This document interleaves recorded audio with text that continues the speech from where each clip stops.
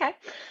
So as she said, my name is Anne, and I have been involved in yoga really since probably I was a teenager. I was a dancer growing up. I also grew up primarily out west in Lake Tahoe, so yoga in terms of knowledge of it and the practice of it was pretty well known and pretty frequent out there in terms of finding classes. So as a dancer, that was kind of incorporated into our um, practice of dancing was working with yoga. And as I transitioned out of being a dancer, I started doing more active things like running, biking, strength and agility.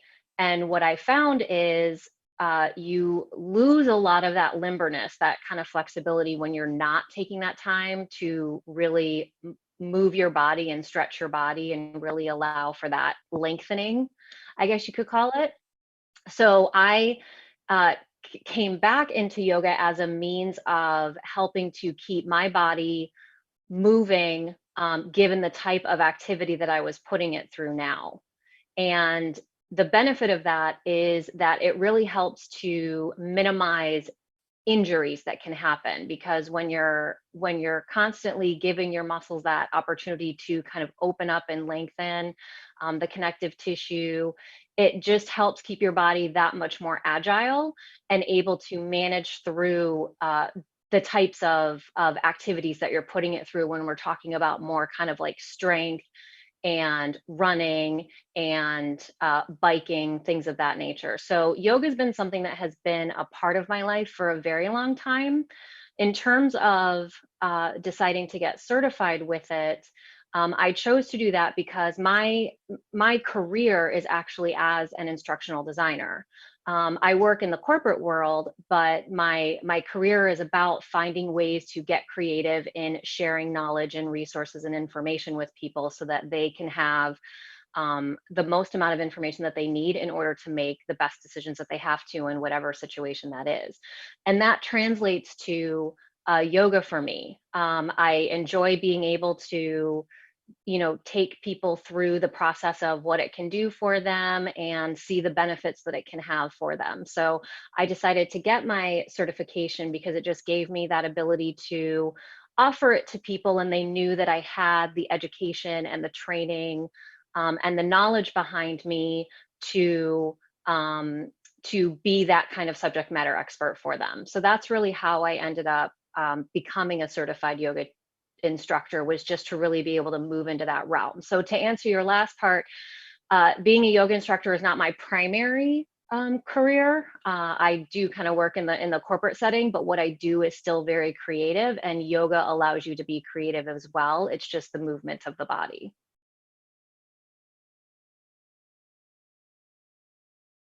Okay, so I am certified. You're right. There are a lot of different types of yoga. There's like hot yoga, or the Bikram yoga, as it's also been known in the past. There's hatha yoga. I am certified for, which is the more I think commonly done here in the US, which is vinyasa. It's that flow yoga. And then I also went back and got an additional certification for yin yoga. Um, so the vinyasa style yoga, it's all about building that strength and agility within your body. So although it isn't a cardio based yoga, I guess you could say, in terms of like actively getting your heart rate up, it is about using your body to build strength and to build agility.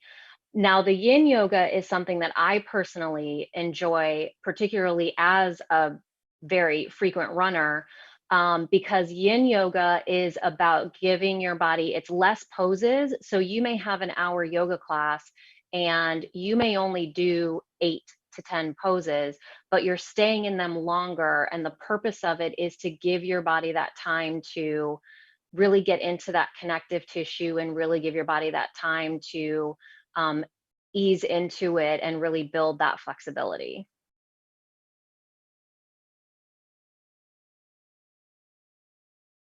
Okay, so for example, most people know pigeon pose. where you're putting kind of one of your legs forward in a, kind of like a four shape, and then you have the other leg back out behind you. So the purpose of that is to really work that kind of glute and then your hamstrings and really get into those hips. So in a normal flow class, you might be in pigeon pose for about a minute before you're going to move out of it. In yin, you could be in that pose for up to 5 minutes, maybe more, just depending on, the class and who's teaching it. Well, I was gonna say the other thing that I like about yoga is because it does connect the breath to the movement. So, for example, a typical flow yoga class where it's inhale, move, exhale, move. That's kind of what your standard kind of flow is. With yin, you're still working the breath with it, but the interesting thing about it is even though let's say you're in pigeon pose for 5 minutes, what you want to focus on is on that inhale, you're just kind of giving your body that chance to sort of open up. And then on the exhale is where you're letting your body just sink a little bit deeper into that pose. So it's really on that exhale that it helps to get you deeper into that pose. And it may only be a tiny little bit, but the more you do that, what you notice is you'll start to see the more flexibility that comes with it.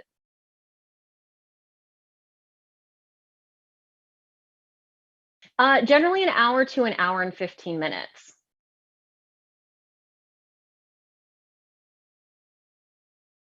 It's going to be vinyasa. It'll be all levels. So people who are new to yoga or, beginners, maybe haven't done it or very rarely done yoga, I'll be able to guide through the poses for them. And then there'll also be options that'll be given for people who maybe are more, have more of a yoga practice themselves and maybe know a little bit more of the advanced stuff. And the other part of it is, as I said, it is about building that strength and agility, even though we aren't getting our heart rate up. So there's going to be core work, there's going to be arm work, there's going to be leg work. So it's all those things that are helping to strengthen your muscles and your body, but at the same time, again, help build that limberness, which is going to help minimize potential injuries.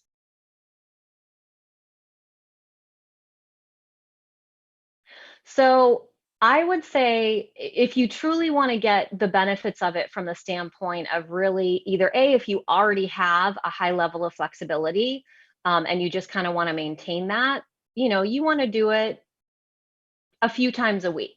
Um, a real dedicated practice, and I'm bad at this too. I think one of the challenges in yoga is really just keeping that dedicated practice where you could do something when you get up in the morning, if you have even just 10 minutes of time or even 5 minutes of time where you could just run through a sun salutation, which is, you're standing upright and then you're kind of bending forward down to the ground, and really just helping to loosen up those hips and stuff from being from sleeping overnight. So yeah, it's it's something that you want to try and make as consistent as possible, but even if you can just give yourself a few times a week, even just for 20 minutes, 30 minutes, you'll notice the difference.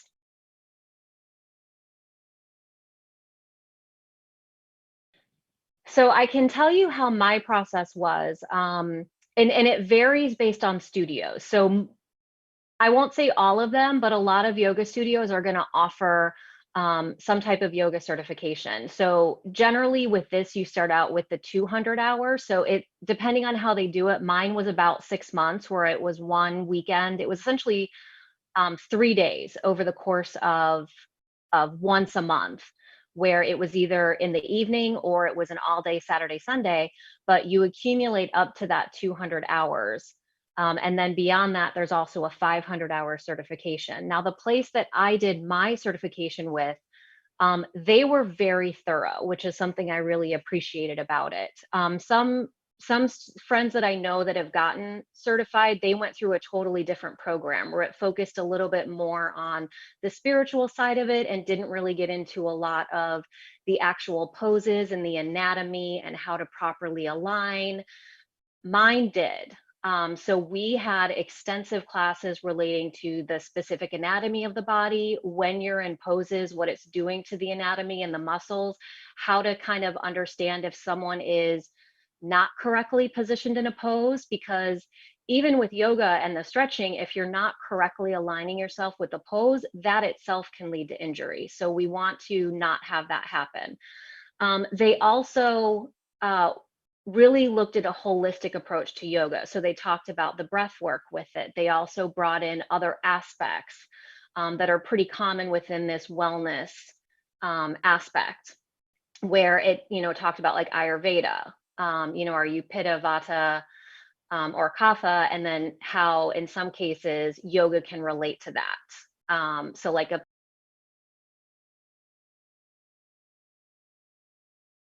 Yeah. So you can think of it like this isn't an exact science, but so pitta it tends to be like high fire, so those very energetic, sometimes type A personalities. Something like yin yoga might be good for them just to kind of balance out that high energy nature, but it's also something that, because it's not the typical way that pitta people kind of handle things, it can also be a little bit more challenging for them, because yin is very slow and very, extended periods of time. Yeah, well, it's part of Ayurveda, so it's one of the you do like a whole profile thing, and it comes out as what, your kind of like, so it's pitta is like high fire, so really high energy. Of Ayurvedic, vata, which is it's the element associated with it is air. So they can tend to like really kind of handle change and flow from one thing to the other. They like variety, kind of the winds of change thing. And then kapha is a little bit more like earthy. They tend to be, it's a little bit more, okay, we like routine, structure, things like that.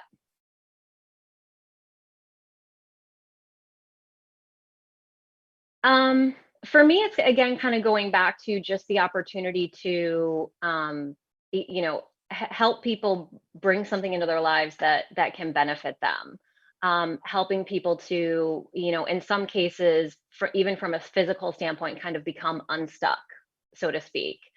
It's just something that, and me personally, as someone who's very active and a runner, I tend to really enjoy working with other people who are very active as well, because it helps it helps them to kind of understand where the benefits are, because a lot of people don't know. They see yoga as like, oh, that's something that's over here. I need the strength training, and I need, the build up, and I need this. But it's nice just to be able to at least help give the knowledge, and however people take it is how they take it, but just to give them the knowledge and understanding of how this other little piece of something that you can incorporate into your training can have a lot of benefits in terms of how your overall performance goes.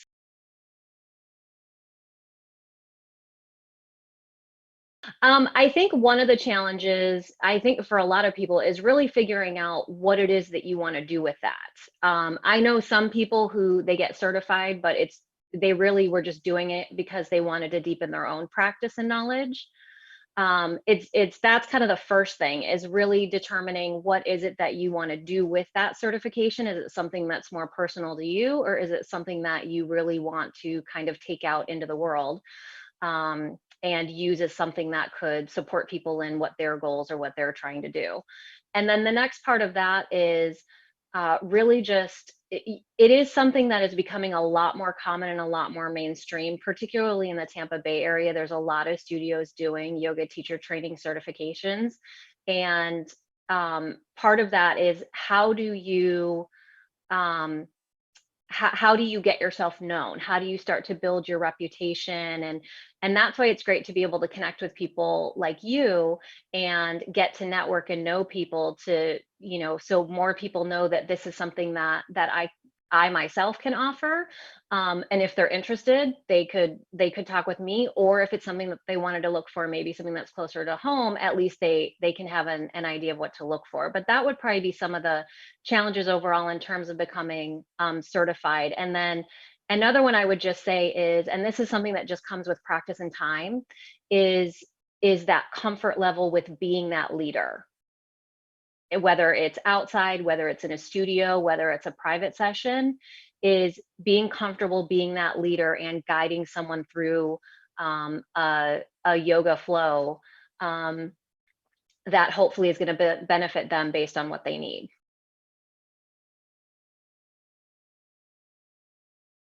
In any situation, no matter what kind of certification you have, but taking the instance of being a personal trainer, I think the more education and the more tools you can get on your belt, so to speak, that is going to give a more holistic and overall approach to providing personal training to somebody, do it. So if that includes looking at getting a yoga certification, because it gives you really that additional knowledge from the anatomy standpoint, from the muscle standpoint, from the body alignment standpoint, I would recommend doing it just because it's another thing that you have that, one, can help you stand out for your clients, but two, just because of the knowledge it gives you, both not only from the physical, but also understanding how the breath relates to how we're moving the body.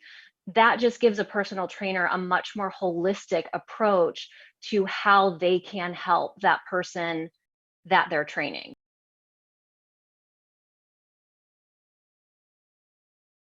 In terms of like specifically what kind, I would put out to people, just kind of research the different kinds. When it comes to personal training, number one, the vinyasa style, just because it still does work on that body strength and agility.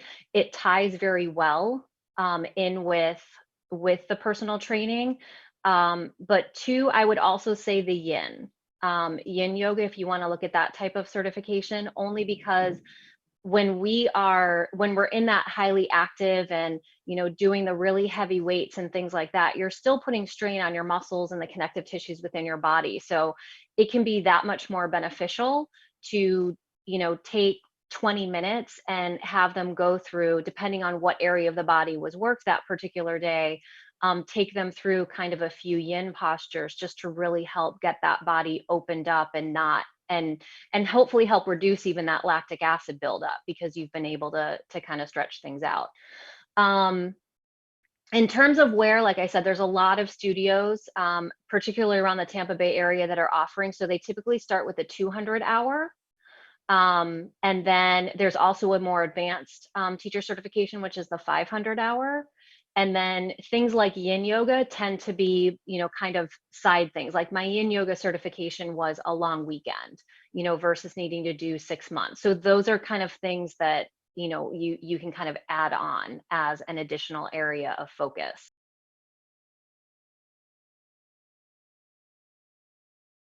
But what I will say is, if you were to go into an hour yin class, one of the things it will do is to help bring your body down from that high energetic state, and it can help bring your body back into balance. And because it is something where you are continuing to kind of work and lengthen those areas that you did a more intense workout on a little bit earlier, it should help reduce the lactic acid buildup. But obviously you can't guarantee it or say it 100%, because everyone's body handles things differently.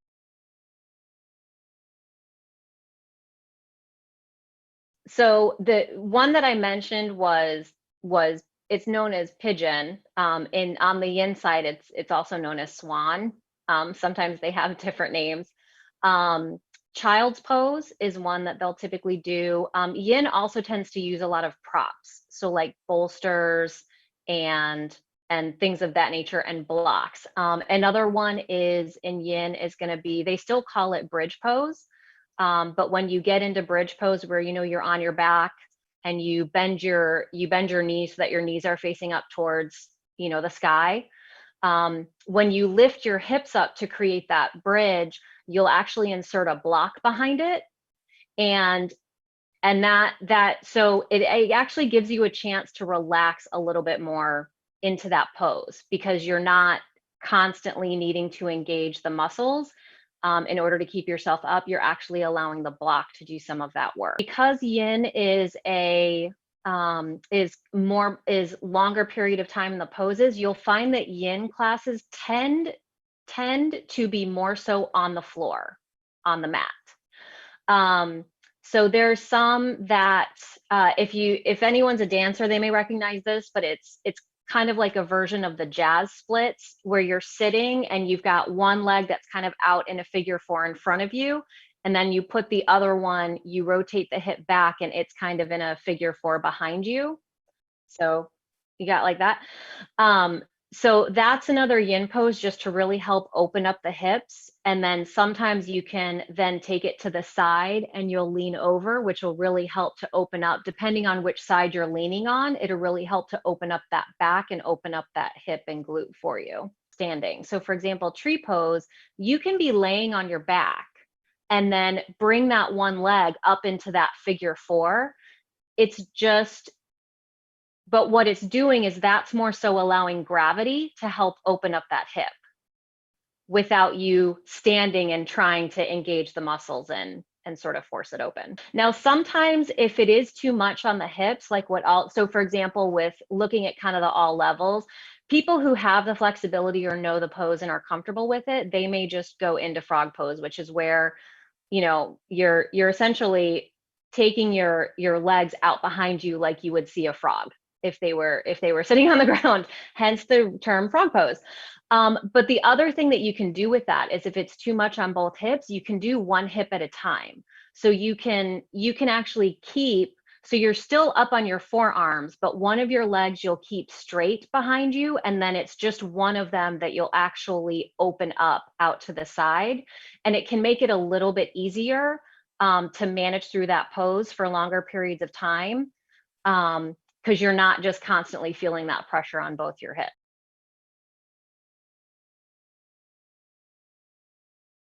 Okay, so the cow is, and I'll call it a happy cow and a happy cat either way. But so the cow is when you're actually allowing your belly to sink towards the ground and you're getting that arch in your lower back and your chest is coming through your shoulders and your chin is gazing up. Yeah, so that's the cow, because if you think about the look of a cow, and I can only say this because I kind of grew up on a farm, the cow, like when you look at the cow, the majority of their shape is down below.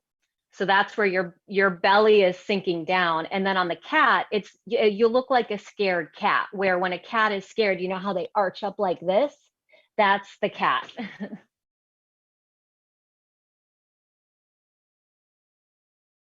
Well, first of all, I'd like to thank everyone and Cheska, you for taking the time to talk with me about this and have an opportunity to, share this with everyone. But I would say, certainly whether you're interested in being certified or whether you are a personal trainer or whether you're someone who works with a personal trainer, yoga is certainly something that can be beneficial.